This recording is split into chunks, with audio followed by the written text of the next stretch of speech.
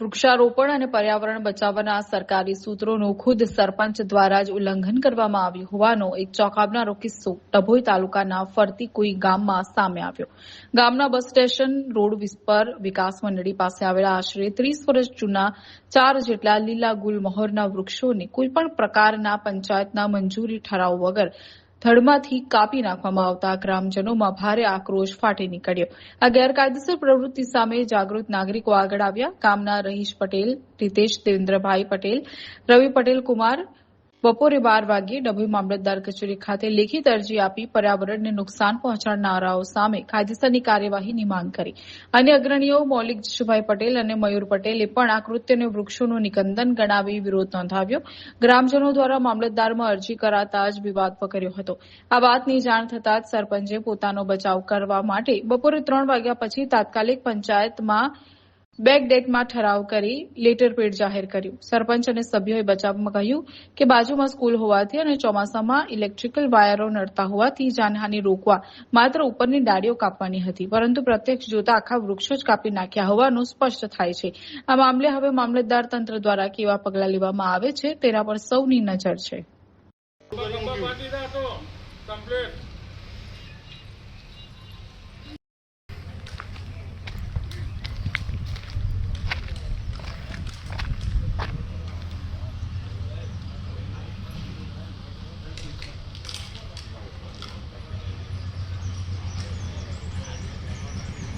આજરોજ ફરતીકુઈ ગામમાં સવારે 7 વાગ્યાથી વૃક્ષોનું નિકંદન થઈ રહ્યું છે, જે અમારા ધ્યાનમાં આવતા અમે બપોરે તપાસ કરી તો ત્યાં સુધી તો કોઈ એવો ઠરાવ કે કંઈ પંચકાજ થયેલ નહોતું. ત્યારબાદ મામલતદારશ્રીને ગામના જાગૃત નાગરિકોએ ફરિયાદ પણ કરી છે લેખિતમાં.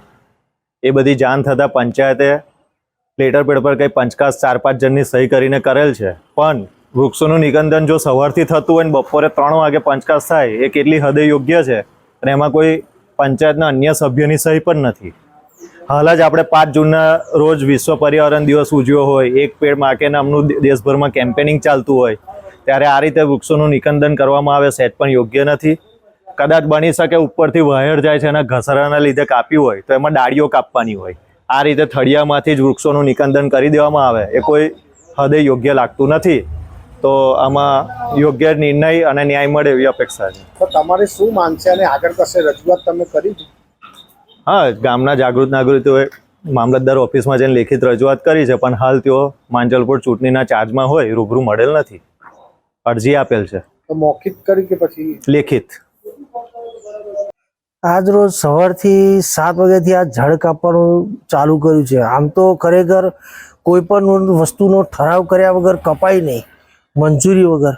પણ કોઈ જાતનો ઠરાવ ને મંજૂરી નહીં. પછી જ્યારે માગ્યો તો બપોરે 3 વાગે આ લોકોએ આપ્યો, અમે ફરિયાદ કર્યા પછી. એટલે ખોટી રીતે જ આ બધું કાપ્યું છે ને જે જરૂર પૂરતું હોય બિનજરૂરી કાપી નાખ્યું છે.